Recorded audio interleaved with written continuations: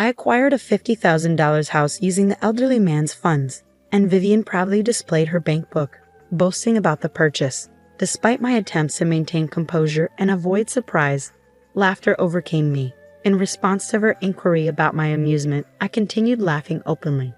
The eldest son's wife seemingly aimed to leave me speechless, but instead of retorting, I chuckled unabashedly before regaining my composure.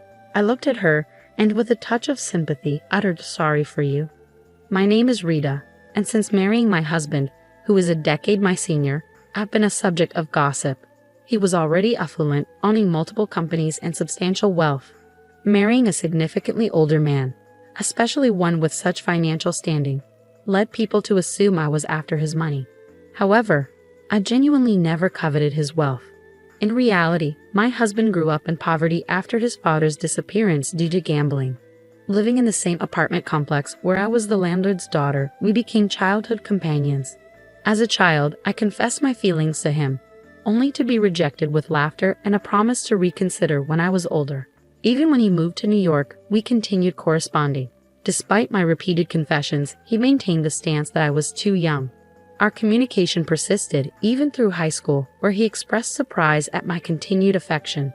Upon graduating high school and starting university, I confessed once more, receiving a response that he'd consider my confession once I broadened my perspectives in university. Throughout my 4 university years, my feelings for him remained unwavering.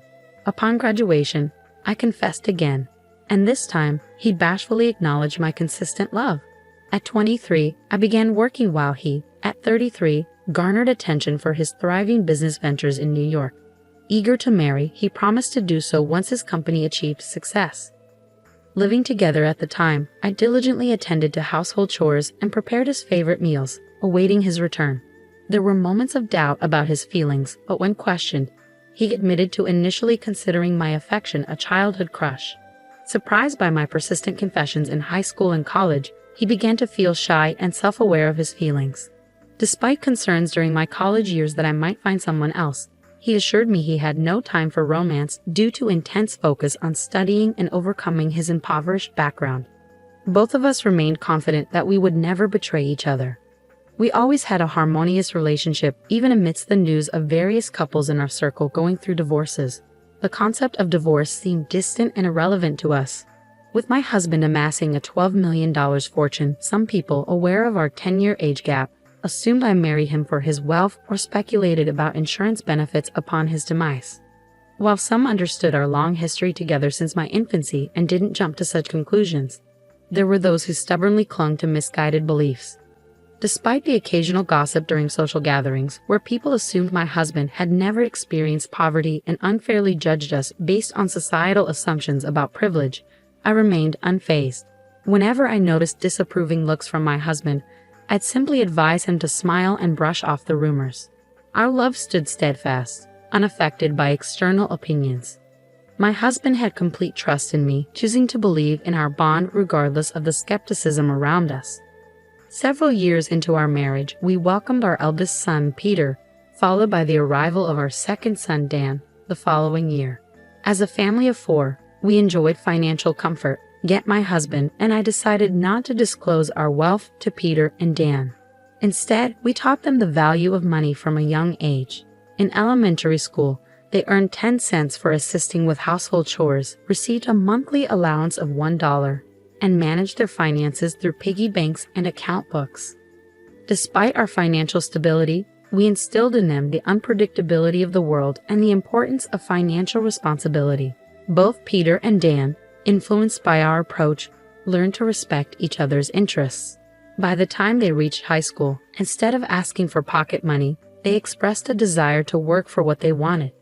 Peter took a job at a cafe, while Dan found employment at a bookstore. My husband and I eagerly anticipated their futures, sharing in the excitement of discovering the kind of people they would eventually choose as life partners. When I mentioned the possibility of them choosing same-gender partners or opting for a single life, my husband laughed, agreeing that their happiness was paramount.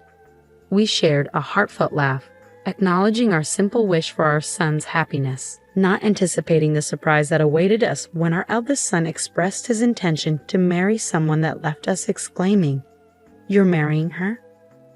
I want to introduce you to the woman I've been dating, Dad, Mom, and Dan. I'm considering marrying her in the future." Even after Peter and Dan graduated from university, started working, and moved out of the family home, we made it a point to have a family dinner once a month. During one of these dinners, Peter announced his decision, and both Rita, my husband, and Dan were already in a celebratory mood, expressing excitement about meeting her. That evening, Peter brought the woman in question to our house. Upon entering, she marveled at our home, expressing aspirations of living in such a fantastic house someday. She exclaimed how wonderful it was, and Peter watched her with a fond smile. When we greeted them, she introduced herself as Vivian, mentioning that she works as a model, although she uses a stage name.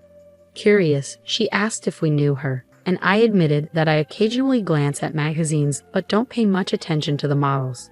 She nodded in understanding, suggesting that I might be too old to be familiar with the magazines she appears in. I was taken aback when she added that I might not read the kind of magazines she features in, given my age. Despite the initial shock, I realized she probably didn't mean any harm and was merely making a casual observation. She then asked if my marriage was arranged, to which I replied no, explaining that Peter and I had a love marriage. Vivian, in turn, shared that she and Peter also had a love marriage. Surprisingly, she questioned the longevity of our relationship, considering the 10-year age gap. Sensing a comparison between the lengths of our romances, I pointed out the futility of such comparisons and emphasized that we had a love marriage, just like she and Peter. However, she seemed skeptical and brought up the topic of money, insinuating that we might be pretending for financial reasons. Peter intervened, asserting that our parents had a genuine love marriage, evident in the way they are together. This seemed to halt Vivian's line of questioning. When Peter took Vivian home, my husband and Dan were shocked by her remarks, leaving them too stunned to say anything. In the aftermath, my brother's choice of a potential life partner left them appalled and questioning if he would really marry someone with such an attitude. He's a high earner, there must be plenty of other nice women out there. Dan, visibly concerned about his brother, was holding his head. I patted his shoulder, offering reassurance. "It's okay, Dan. Peter wasn't endorsing her behavior, was he? He wasn't overlooking her remarks. He must have plans to handle her if they get married. He must genuinely love her to choose her over all the other nice women out there."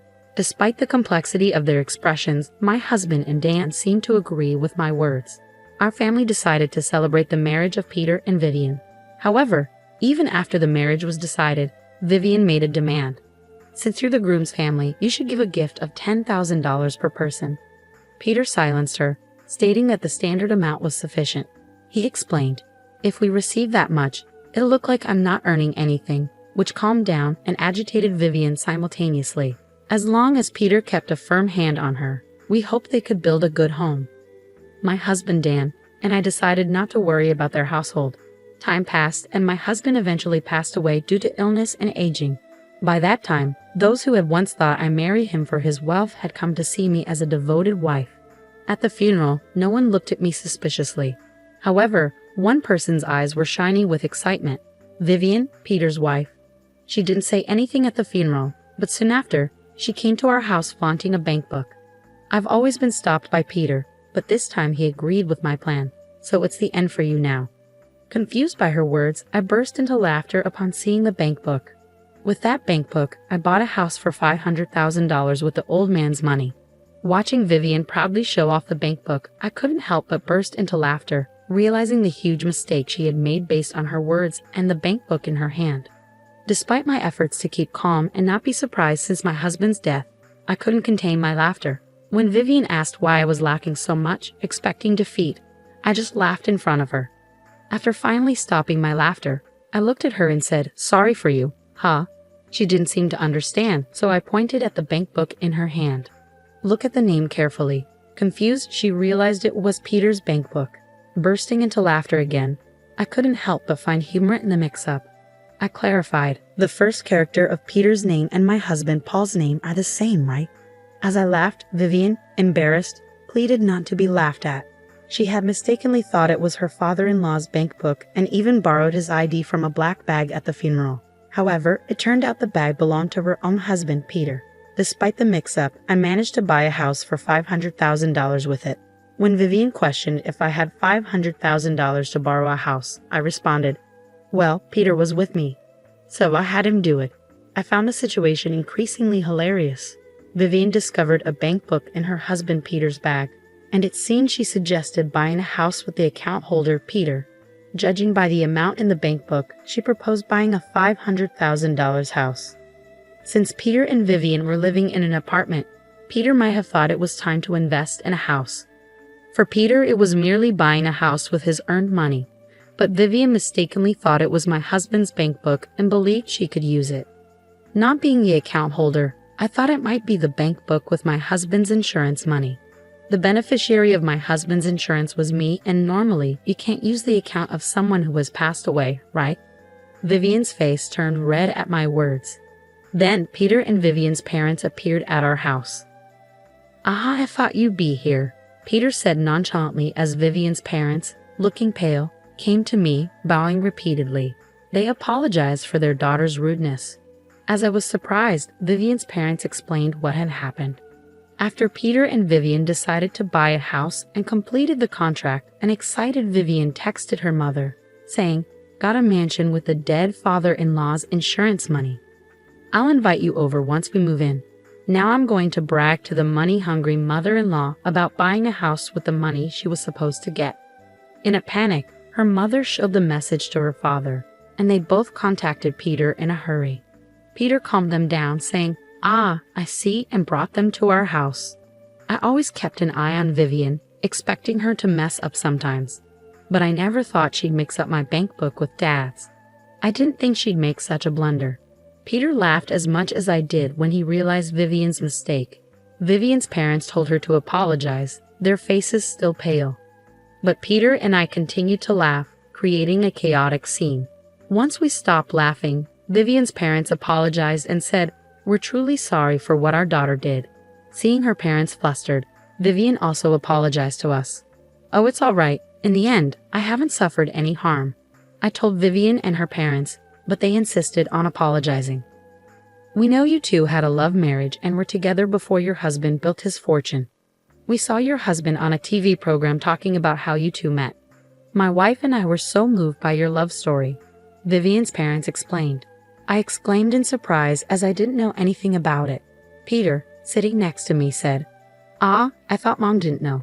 Dad couldn't stand seeing Mom misunderstood, so he talked about it everywhere, and it reached the ears of a TV station.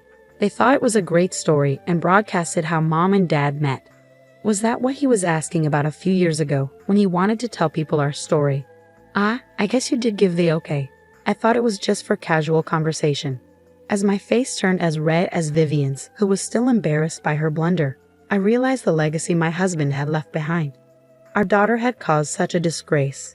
"If Peter wants to divorce her after this," Peter, looking puzzled, replied, "What? I have no intention of divorcing her even after what she did. Like Mom said, there was no harm done, and I would have stopped her if it looked like there would be. I married her, including her occasional blunders, because I love her. I'll take responsibility for her actions, so please don't worry." Peter said this with a refreshing smile. Vivian hugged him, and her parents were in awe, praising Peter for his kindness. When Dan, the younger son, heard about it later, he said, "I just can't understand my brother's thinking," looking skyward. When I asked Peter why he loved her so much, he said, laughing, "She's never boring to watch." Remembering how he made me laugh during my grief after my husband's death, I felt I understood what he meant. Being with her probably meant no time for minor worries or sulking. Though Vivian did what she did, she's been without an allowance for a while and recently started working at my favorite cafe. Whether she was embarrassed by how much I laughed at her, scolded by her parents, or heard in detail about mine and my husband's love story from them, I'm not sure. But lately she's been calling me ma'am and treating me more respectfully. For a while, I think I'll continue visiting this cafe, watching Peter's wife grow and change.